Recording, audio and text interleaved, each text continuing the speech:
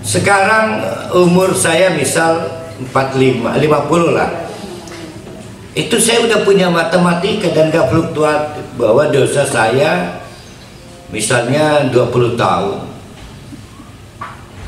Tapi sudah pasti saya dapat siksa 20 tahun. Amal saya udah pasti mau kapanpun gak akan bisa beli surga. Nggak mungkin. Nah berarti tugas saya adalah menghilangkan yang 20 tahun. Sekaranglah waktunya di dunia ini.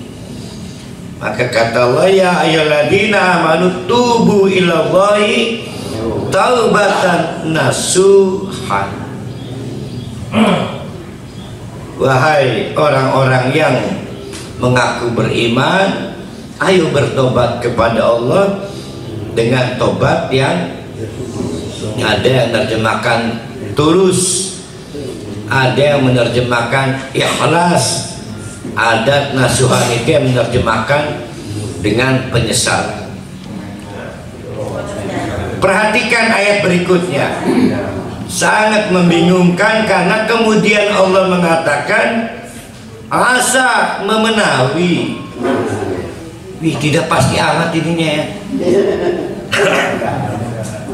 Asa, mudah-mudahan Rabbukum Allah ayyukaffir ankum sayyiatikum, menghapus seluruh kejahatan kita, wa yudkhilkum, dan karenanya Allah akan memasukkan kita semua jannatin tajri min tahtihal anhar. Tapi asa, mudah-mudahan, daripada gimana itu? daripada Jadi nggak ada kepastian ya taubat kita diterima ya. Nah, yang ngomong asa Allah, di mana Allah itu maha penerima taubat. Jadi jangan, bukannya berasa, jangan kecil harapan, karena yang ngomong itu adalah zat yang tidak pernah ingkar janji, zat yang melebihi dari ibu kita. Masih banyak ibu yang kesel ngusir anaknya. Allah nggak pernah mengusir hambanya. Sejahat apapun hambanya, pada saat kembali dan pulang ya diterima. Bahkan faktanya Allah maha bertaubat, sama Allahnya bertaubat, kembali juga. Di titik pertemuan ternyata kita kalah cepat, selalu kalah cepat dengan Allah. Jadi Allah nunggu nih mana tekani kita kan. Jadi Allah selalu menunggu kapan kita kembali, walaupun digunakan kata asa, mudah-mudahan. Yauma la yuhzillahu an-nabiyya walladzina amanu ma'ahu. Itulah hari di mana Allah tidak yuhzikun,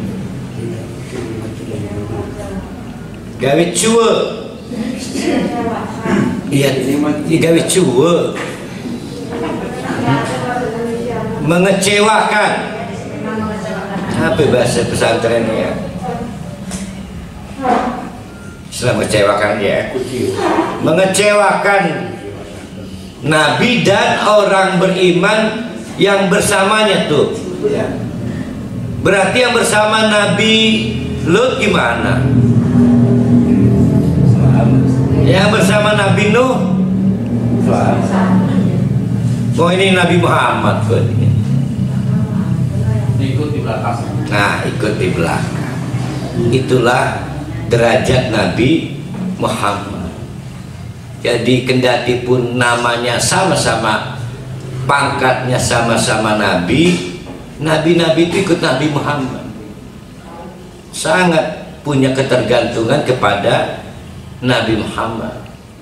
Maka wan Nabi Muhammad walladzina amanu ma'hu. Walladzina amanu ma'hu ini termasuk para nabi yang lain dan kita ini. Ya, sederajat dengan Nabi Isa, Nabi Lut, Nabi Nuh. Itu derajat penting Nabi Muhammad. Akhirnya sambil menunggu dibukakan pintu, ini masih simulasi akhirat ya, terdengar kegaduhan di kawasan neraka. Orang-orang yang menuju neraka itu mau menuju, ternyata ada fenomena menarik. Cahayanya padam, dan beberapa orang mukmin ada yang meredup cahayanya. Tapi ada juga yang masih terang benderang, ada yang sedang-sedang saja.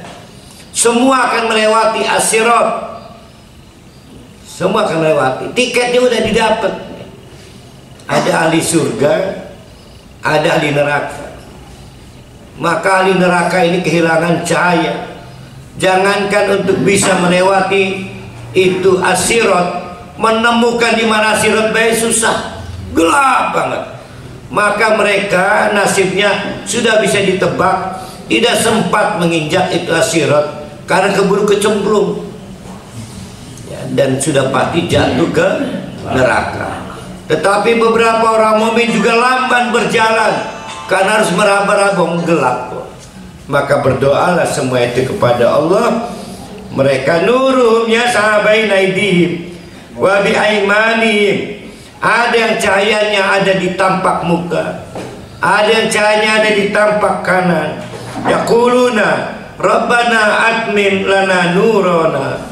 Ya Allah, ya Tuhan kami, tolong sih cahaya kami mulai redup, sempurnakan cahaya kami. Waghfir lana, kalau masih ada kesempatan ampunilah dosa kami. Itu karena melihat fenomena yang dapat tiket ke neraka sudah kejebur duluan, mulai ketakutan. Tapi ahli surga, innaka ala kulli syai'in qadir, sesungguhnya tidak ada yang tidak bisa dikuasai oleh Allah. Nah, itulah ilustrasi di akhirat itu. Oleh karena itu maka tidak perlu latihan, tidak perlu tebak-tebakan. Ya, kita harus yakin seperti itulah keadaannya.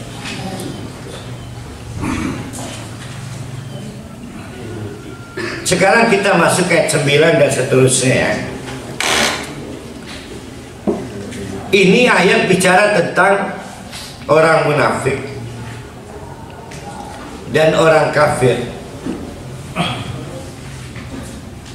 Timbul pertanyaan, ini ayat nyelip apa gimana ya? Ini ayat nyelip atau gimana?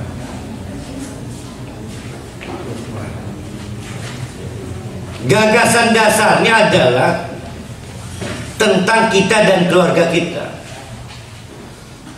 Keluarga itu bisa anak istri, bisa mamang bibi, itu keluarga juga. Yang tadi pertama keluarga inti, yang kedua keluarga besar, yang ketiga keluarga jauh. Keluarga jauh ini tetangga, masyarakat. Ini semua cerita tentang keluarga. Kadang kepala keluarganya mukmin, maka anggotanya, anggota keluarga bisa ada dua kemungkinan: ikut ke mukmin atau stay di kafir. Atau dibalik, kepala keluarganya kafir, sekarang ada fakta anggota keluarganya mukmin.